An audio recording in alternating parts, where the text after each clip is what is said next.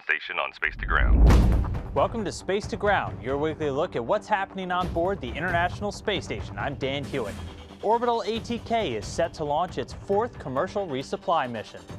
For the first time in its history, the unmanned Cygnus spacecraft will ride into orbit atop an Atlas V rocket, courtesy of United Launch Alliance, and launch from Cape Canaveral in Florida.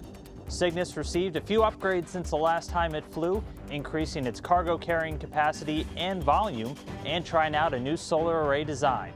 Dubbed the SS Deke Slayton II after the famous NASA astronaut, the space freighter is loaded with more than 7,000 pounds of science hardware and supplies for use by the Expedition 45 and 46 crews. And among the tons of supplies packed on Cygnus are several exciting new science experiments. The packed bed reactor experiment will be studying the behavior of gases and liquids when they flow together, something that could help improve the design of future water recovery systems, fuel cells, and more.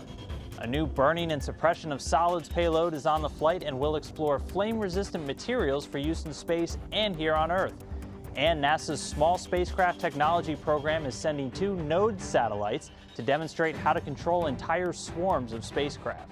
We're all about robotics this December, and one Twitter follower started us off with this question: how is robotic technology being used on the station?